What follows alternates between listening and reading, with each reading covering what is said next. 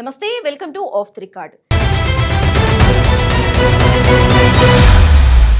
Sub register Anand రెడ్డికి రేణిగుంటలోని deputation పై posting ఇవ్వటం వెనుక ఏం జరిగింది? అక్కడే ఆయనకు పోస్టింగ్ ఇవ్వాలని ఎవరు నిర్ణయించారు? ఆయనపై ఉన్న సస్పెన్షన్ ను హైకోర్టు కొట్టివేసినప్పుడు ఆయన ఎందుకు అప్పీలుకు వెళ్లలేదు? ఆరా తీస్తే తెర వెనుక చాలా పరిణామాలే చోటు చేసుకున్నట్టు స్పష్టమవుతోంది. దీనికి తోడు ఆయన పోస్టింగ్ కు ముందు తరువాత జరిగిన వ్యవహారాలపై రిజిస్ట్రేషన్ శాఖ కమిషనర్ అంబేద్కర్ ఇచ్చిన వివరణ పరిశీలిస్తే ఎక్కడా లేని అనుమానాలు, సందేహాలు వస్తున్నాయి. ప్రభుత్వంతో సంబంధం లేకుండా జరిగిన నిర్ణయాల వెనుక ఏదో దాగినట్లు కనిపిస్తుందట.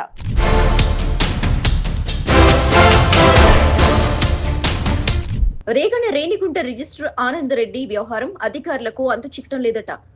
ఆనంద్ రెడ్డి తన సస్పెన్షన్ ను సవాల్ చేస్తూ హైకోర్టులో దాఖలు చేసిన పిటిషన్ లో తొలి ప్రతివాదిగా రెవెన్యూ శాఖ స్పెషల్ సిఎస్ ఉన్నారు. అలాగే రెండో ప్రతివాదిగా రిజిస్ట్రేషన్ కమిషనర్ ఐజీ, మూడో ప్రతివాదిగా చిత్తూరు డిఐజీ ఉన్నారు. నిబంధనల ప్రకారం హైకోర్టు ఆదేశాలతో సబ్ రిజిస్టర్ ఆనంద్ రెడ్డిపై విధించిన సస్పెన్షన్ ను తొలగించి మళ్లీ పోస్టింగ్ ఇవ్వాల్సింది స్పెషల్ సిఎస్. అంటే ప్రభుత్వమే ఆ పని చేయాలి. దాని నిర్ణయం రాకముందే ఆనంద్ రెడ్డి 20వ తేదీని చిత్తూరు డిఐజీ ముందు జాయినింగ్ రిపోర్టు ఎలా ఇచ్చారు, తరువాత తనకు ఇంతకు ముందు ఇచ్చిన రేణిగుంట సబ్ రిజిస్ట్రేషన్ పోస్టు తిరిగి ఇవ్వాలంటూ 24వ తేదీన రిజిస్ట్రేషన్ ఐజీ స్పెషల్ సిఎస్ కు విడివిడిగా వినతి పత్రాలు సమర్పించారు.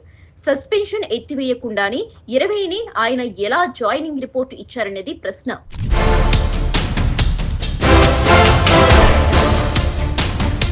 తనకు పోస్టింగ్ ఇవ్వాలన్న ఆనంద్ రెడ్డి వినతి పత్రంపై ఫైల్ తయారు చేసి 24వ తేదీన స్పెషల్ సిఎస్ కు ఐజీ ఫైల్ పంపారు. ఇక ఆయన చేయటానికి ఏమీ లేదు, ప్రభుత్వ నిర్ణయం కోసం ఎదురు చూడాలి. కానీ అమల్లో ఉన్న నిబంధనల ప్రకారం ఆనంద్ రెడ్డి విషయంలో చర్యలు తీసుకోవాలని చిత్తూరు ఇన్ఛార్జ్ డిఐజీకి అంబేద్కర్ లిఖిత పూర్వక ఆదేశాలు ఇచ్చారు. ఏ నిబంధన కింద ఈ ఆదేశాలు ఇచ్చారు? కోర్టు ఉత్తర్వులపై ప్రభుత్వం నిర్ణయం తీసుకోకుండానే నిర్ణయం తీసుకోవాలని జిల్లా స్థాయి అధికారిని ఐజీ ఎలా ఆదేశిస్తారనేది ఇప్పుడు అర్థం కావటం లేదట.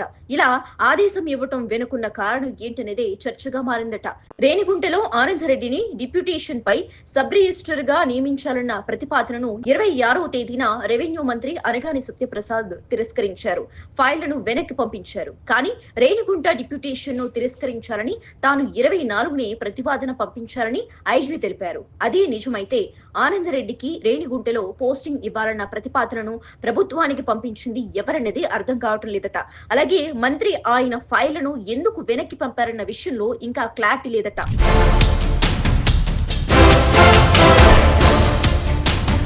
ఆనంద్ రెడ్డికి రేణిగుంటలో డిప్యూటేషన్ ఇవ్వకూడదని భావిస్తే అమల్లో ఉన్న నిబంధనల ప్రకారం నిర్ణయం తీసుకోవాలని చిత్తూరు డిఐజీని 26వ తేదీన ఐజీ ఎలా ఆదేశించారనేది తేలాల్సి ఉంది.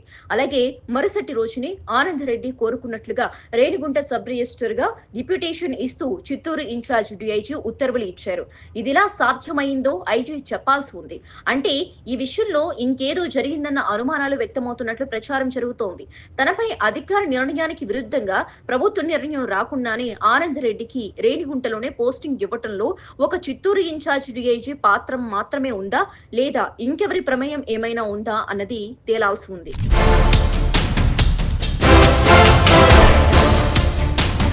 ఇందులో మరో కీలకమైన కోణం ఉంది. ఇద్దరు డిఐజీలు వేరువేరుగా జరిపిన విచారణలో ఆనంద్ రెడ్డి అక్రమాలకు పాల్పడ్డారనేది తేలింది. ఆయనపై విధించిన సస్పెన్షన్ హైకోర్టు సింగిల్ బెంచ్ కొట్టేస్తే ఆ వెంటనే అప్పీల్ కు ఎందుకు వెళ్లలేదన్న ప్రశ్నకు సమాధానం దొరకటం లేదట.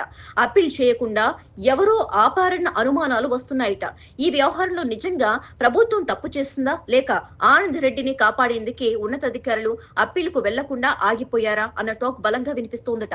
రిజిస్ట్రేషన్ శాఖలో చిత్తూరు జిల్లా ఆడిట్ విభాగంలో ఉద్యోగం చేస్తున్న ఆనంద్ రెడ్డికి ఏడాది మార్చి 10న తిరుపతి జిల్లా రేణిగుంట సబ్ రిజిస్టర్ గా డిప్యూటేషన్ పై పోస్టింగ్ ఇచ్చారు. ఆయన అక్కడ అవినీతి అక్రమాలకు పాల్పడ్డారని విచారణ జరిపి చర్యలు తీసుకోవాలని అక్టోబర్ 14న ప్రభుత్వానికి ఫిర్యాదులు అందాయి.